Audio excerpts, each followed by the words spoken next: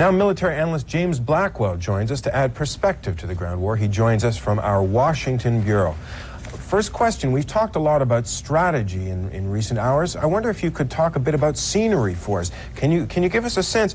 Is the front line right now, is it all sand and confusion? Is it fire and machines? What is the picture that the people there, the men and women, or just the men in this case, are really seeing right now? Well, Jonathan, it is going to be characterized by the fog of war. The early stages of a battle always are, but they will be guided by a planning process that will stand them in good stead throughout the fight. And I thought I'd use the map to illustrate that a little bit. The first thing that they will have the advantage of is a clearly stated mission. Now, I'm not going to be revealing any details. I haven't had access to any particular secrets on this, but in doing this analysis over the past several months, particularly in testifying before the House Armed Services Committee, we laid out some of the things that will go into the planning of such a land campaign. And the first one is the mission.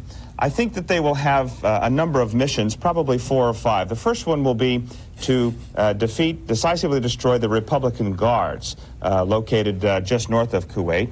They also will likely have the mission to penetrate north, secure the oil fields at Ramallah and the oil fields and the oil facilities, Al-Amadi and in the southern portion of Kuwait. That, too, will form some objectives. They will certainly have the objective of securing and liberating the city of Kuwait and, of course, securing the border area, both here and along the northern portion of Kuwait itself. Now, those will be the missions. It's hard to tell what forces would be given those missions, but those are the ones that they would have in essence. Now, the enemy forces, the second planning factor, 42 divisions deployed throughout the Kuwaiti theater. Again, the Republican Guards, about 7 or 8 divisions. Another 6 or 7 armored and mechanized divisions are located probably somewhere in the central part of Kuwait. I call this a central or a strategic reserve. And then, of course, the 20 or 30 divisions that are fortified along the border and along the coast will form the main enemy resistance. The remarkable thing about this battle is that they've lost about 30 to 40% of their tanks and are suffering from the bombing from the air as well. Now, finally, the terrain that's available lends itself particularly well to an attack, and there are 4 or 5 main ways to move into Kuwait and actually to secure its liberation. One avenue of approach is along the coast. There's a nice road there, and we saw the Iraqi troops use that in the Battle of Khafji. The Allies are likely to use that as well. In the central inland areas, there's a very wide area right about here that allows a very broad armored avenue of approach.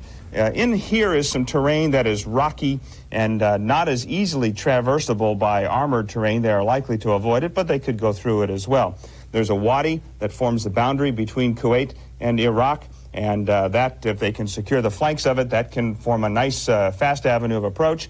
And, of course, they can go around this classic envelopment kind of operation out of the western deserts, will allow tanks to go through very quickly. And, of course, the entire coastline is vulnerable to an amphibious operation.